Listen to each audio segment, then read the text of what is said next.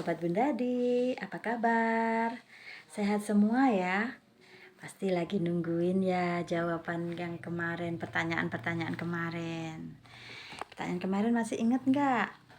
Nah, bagaimana cara kita agar bisa berkomunikasi dengan orang tua lebih intens? Yang pertama kemarin kan kita bahas, kita bisa meluangkan waktu agar kita bisa ngobrol bersama dengan orang tua kita. Nah, jawaban yang sekarang, kita juga harus bisa mengutarakan isi hati kita. Ini ada suatu cerita, ada seorang anak bernama Ari. Si Ari ini selalu saja dia itu bertengkar dengan ibunya. Dia merasa tidak cocok dengan ibunya. Selalu ada kesalahpahaman antara dia dan ibunya. Bahkan dia punya pikiran, bagaimana ya kalau aku keluar dari rumah ini saja, karena saya nggak cocok dengan orang tua saya. Wah, gawat ya kalau anak sudah keluar dari rumah, bagaimana tuh?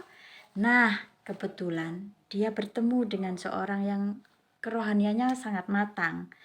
Lalu dia mulai curhat-curhat dengan apa yang dia alami kepada seseorang yang rohaninya matang ini ya.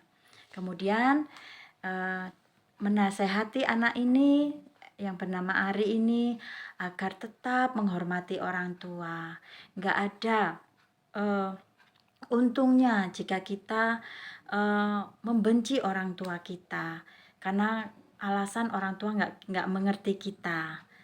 Tapi kemudian kita harus bisa untuk berani mengutarakan isi hati kita terhadap orang tua kita. Nggak perlu diam terus akhirnya dimarahi, ya udahlah, ya wes mungkin ancene wong tuaku iki nggak pernah ngerti aku sing salah. Udahlah, tapi hati kita sakit, ya kan? Nah, oleh sebab itu kita perlu mengutarakan isi hati kita kepada orang tua kita. Nggak apa-apa, itu memang penting agar orang tua tuh juga harus tahu bagaimana apa yang dipikirkan anak, apa yang harus dilakukan sebagai orang tua kepada anak, itu penting sekali. Nah, kita kembali ke Ari. Nah, si Ari akhirnya dia pulang ke rumah. Kemudian dia ngobrol ke ibunya. Bu, aku pengen ada waktu sebentar, ayo kita ngobrol. Dan rupanya ibunya mau ya untuk mendengarkan apa yang dikeluh kesahkan si Ari ini. Akhirnya mulailah Ari mengutarakan isi hatinya bahwa dia tidak suka dengan diperlakukan seperti anak kecil.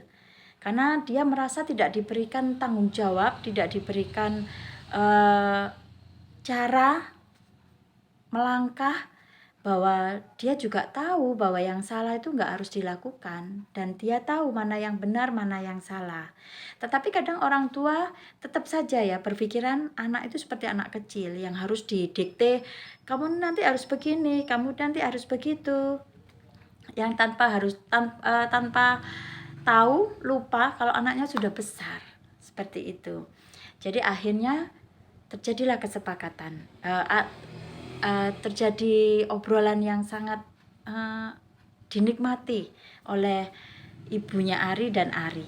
Akhirnya ibunya Ari menyadari bahwa anaknya memang sudah besar dan sepatutnya dia juga sudah mulai harus memiliki keputusan sendiri mana yang benar, mana yang salah, tetapi tetap harus dipantau oleh orang tua. Nah, kebetulan ini ada orang tua yang mau diajak bersepakat. Tetapi bagaimana kalau ada orang tua yang dengan kekeh tidak mau bersepakat dengan apa yang dibicarakan antara orang tua dan anak?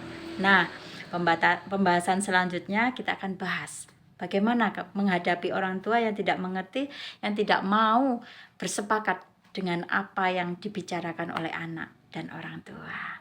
Salam Bundadi.